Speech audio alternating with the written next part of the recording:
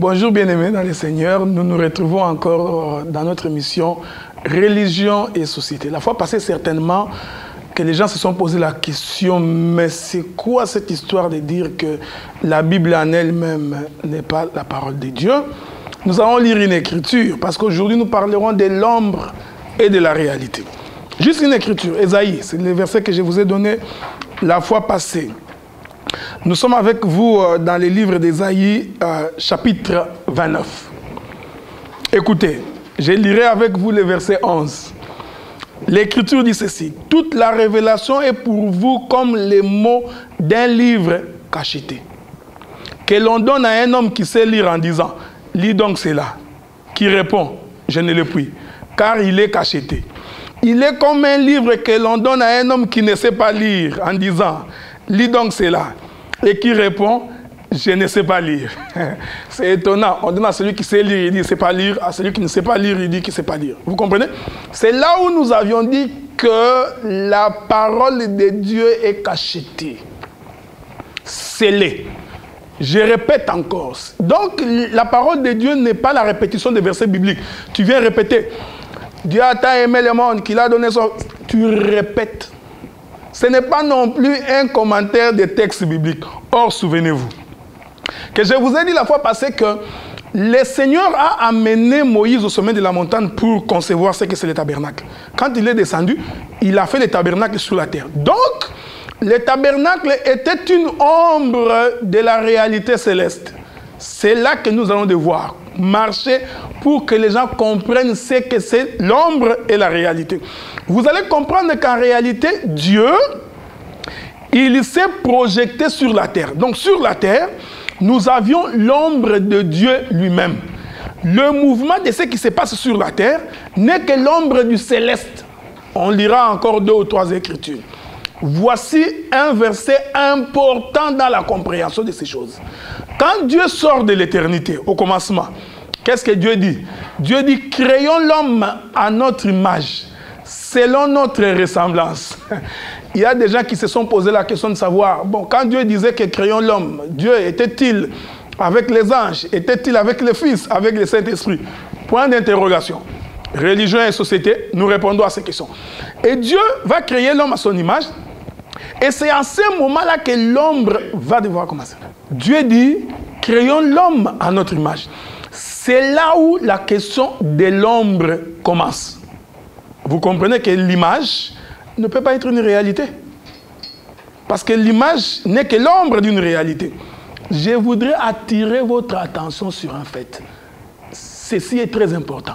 Je prends un exemple concret pour que nous nous fassions comprendre. Voyez-vous, je m'appelle Adélard. Donc, mon image, en elle-même, ne peut pas être une réalité. Donc, si nous voyons l'image en train de bouger, nous comprenons qu'en réalité, c'est moi qui ai bougé. Donc, Adélard a bougé et nous voyons l'image en train de bouger. Donc, quand le Seigneur dit que l'homme est son image, nous comprenons que les mouvements de l'homme, en réalité, renseignent le mouvement de Dieu. Ah, ça devient intéressant. Écoutez, lisons une écriture. Colossiens, chapitre 2. Le livre de Colossiens, chapitre 2, verset 16. Le bien-aimé Paul dit ceci. Que personne donc ne vous juge au sujet du manger ou du boire, ou au sujet d'une fête ou d'une nouvelle lune, ou des sabbats. C'était l'ombre des choses à venir, mais le corps, c'est-à-dire la réalité, est en Christ. C'est là où j'avais insisté pour que les bien-aimés puissent comprendre que dans cette Bible, il y a une partie que nous appelons l'ombre, qui n'est qu'une image, qui n'est pas la vraie réalité. Vous allez comprendre au cours de ces émissions Religion et Société que même lorsque nous parlerons de David, même lorsque nous parlerons de Samson, même lorsque nous parlerons d'Abraham, lorsque nous parlerons de Jacob, tous, ce ne sont que des ombres. Donc la réalité se trouve en Jésus. C'est ici que je suis en train d'appeler pour que les gens comprennent. Vous savez pourquoi nous disons ces choses?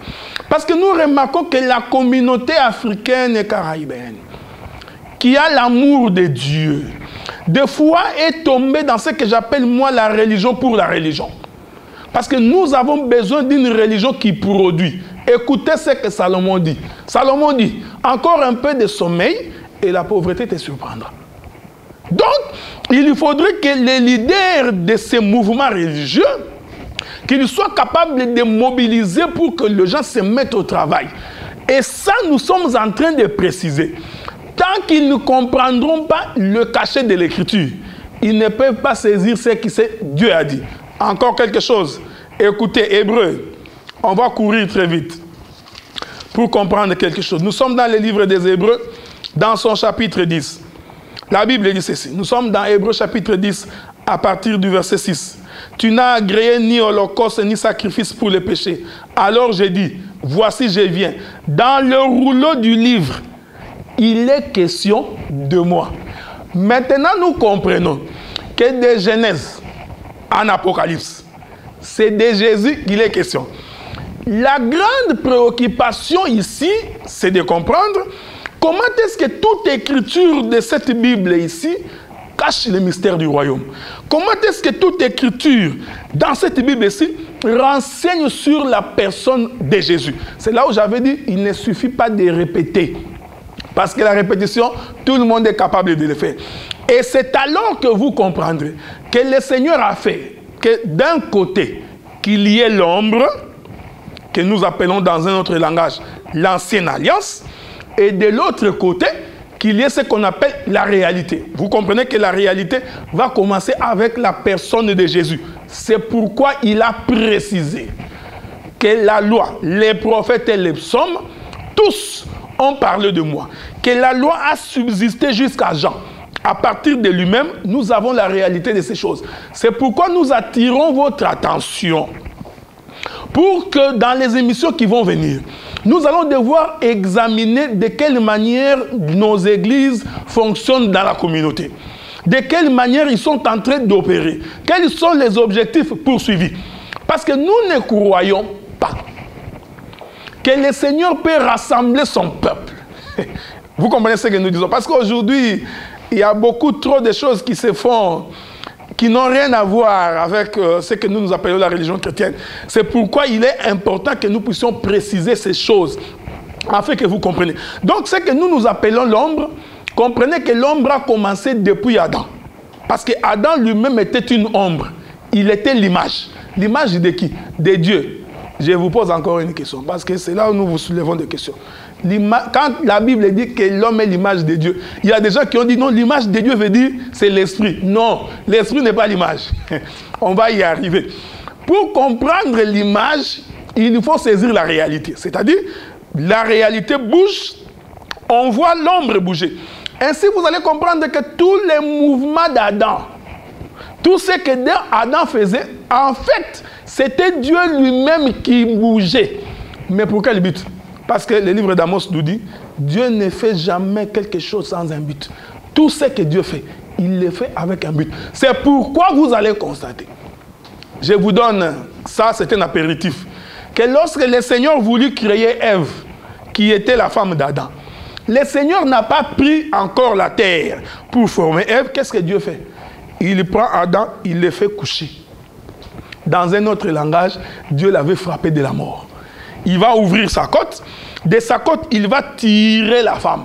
C'était Dieu lui-même. C'est pourquoi vous remarquerez sur la montagne de Golgotha, le véritable Adam, le Seigneur Jésus-Christ, quand il est mort, parce qu'il s'est couché. Hein? Vous comprenez le langage? Parce que dans le langage de Dieu, celui qui est mort, il dort. Souvenez-vous de Lazare.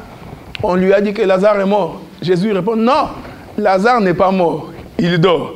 Ça, c'était le langage des Écritures. C'est pourquoi j'ai dit qu'il faut comprendre l'interprétation. La Bible dit que lorsque Jésus rendit l'âme sur la croix, dans un autre langage, lorsqu'il se coucha, un soldat romain, il va venir avec sa lance. Il va ouvrir la côte de Jésus. Il va répéter le même geste que Dieu a fait dans le jardin. Dieu a pris Adam, il l'a fait coucher. Il va ouvrir sa côte.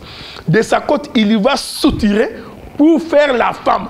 C'est ainsi que vous comprendrez que sur la croix, quand Jésus s'est couché, il a fallu que ces soldats-là viennent ouvrir la côte. C'était un prophète. Les soldats romains. Il va ouvrir la côte. La Bible atteste ceci. L'eau et le sang sont sortis. Je vais encore vous poser une question parce que religion et société, il y aura beaucoup de questions. Avez-vous déjà vu quelqu'un qui s'est blessé immédiatement? Voir l'eau et le sang séparés. Impossible. À moins que ce soit une plaie infectée. Mais l'Écriture dit que c'est lui qui a vu. Il a vu l'eau et le sang. Or, quand vous observez la nature, vous allez constater, pour qu'il y ait naissance, il faut le témoignage de deux choses. Le témoignage de l'eau et du sang. Quand vous voyez une femme en train d'accoucher, vous verrez la première chose, la poche des os doit se déchirer. Nous verrons l'eau sortir. Ensuite, nous verrons le sang qui annonce une nouvelle naissance. Il est merveilleux. Écoutez, écoutez. C'est pourquoi je vous avais dit que jusque-là, les gens sont en train de faire des aventures dans ces choses. Ils n'ont pas encore saisi les mystères que Dieu a cachés dans ces choses. C'est pourquoi vous comprendrez qu'en réalité, dans les jardins, Adam, il avait accouché d'Ève. Il avait donné naissance. C'est pourquoi l'Écriture dit, nous, l'épouse de Jésus, nous sommes les membres de son corps. Vous comprenez? Nous sommes nés de lui. Quand je parle ici, je ne parle pas de la naissance à la manière des hommes. Ça aussi, il ne faut pas comprendre ça à la manière des hommes, parce que bien que nous parlons français, mais nous parlons le langage du ciel. Et écoutez, nous nous fixons rendez-vous la semaine prochaine. Nous allons y revenir. La semaine prochaine, quand nous reviendrons, nous allons maintenant observer de quoi il est question dans les rouleaux du livre. De quel livre il est question?